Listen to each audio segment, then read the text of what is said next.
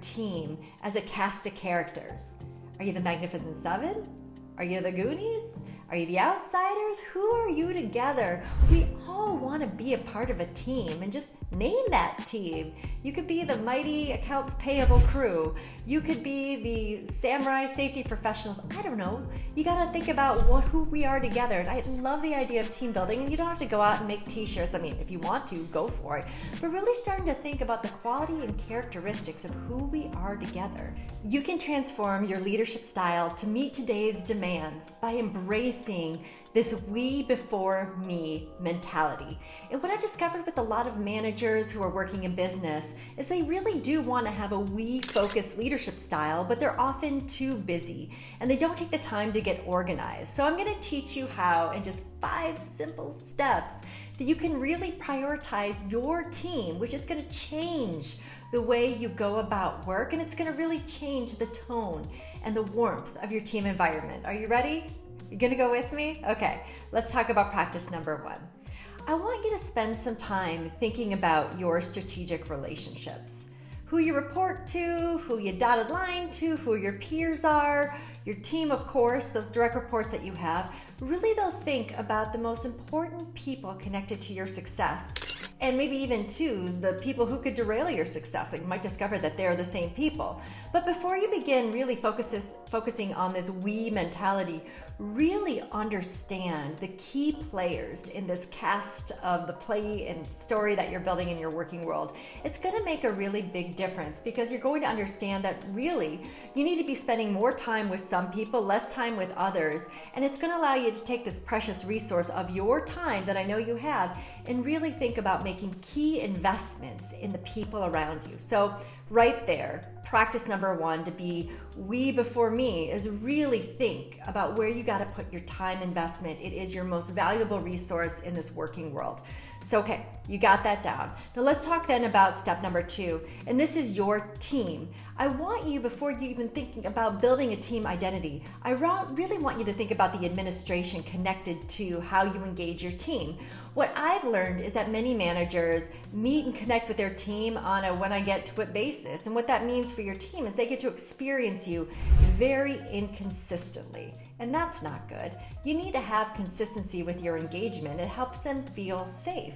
It helps them feel focused. It knows that, hey, second Tuesday of every month, we're going to have a team meeting, and every other week, I'm going to meet with my manager on a one-on-one basis. You create that consistency, and that's something that you can do like right now. As soon as you get done with this YouTube video, you can go to your calendar, schedule all your one-on-ones for the next year, and just get that done.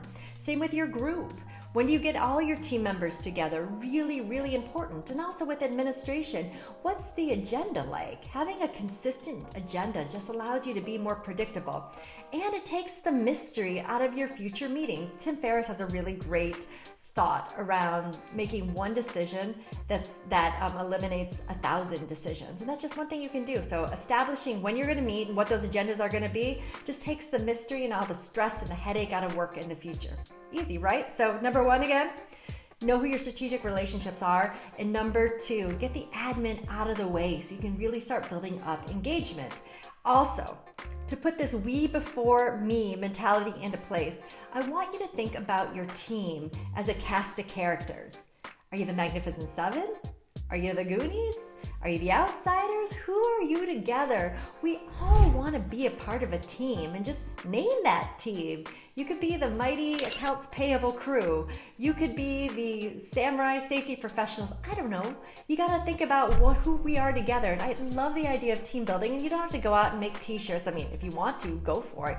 But really starting to think about the quality and characteristics of who we are together, especially if you have these like big, chunky, meaty goals that you're going after. You don't want to just be, we're the Midwest sales team. No, think about who we are. We're the Midwest Warriors, man. We're going to go out there next year and have a killer year. So try to think about this collective identity that you can help spark. You don't have to answer that. You can make it like a team building activity. But once you do, what you're going to find is that you find more commitment to the team. They see themselves as part of something bigger than themselves. And I think that's really important. Okay, you with me on this journey so far? So to get this we before me mentality too, you really have to think about impact moments. I know you think you're average. I don't. I think you're extraordinary. But you look in the mirror, you're like, oh, just a little bit older, not a big deal. But your team thinks you're a rock star and they're paying attention to you all the time. You are always on a stage to them. So this is the fourth practice. You have to be very, very attentive to impact moments.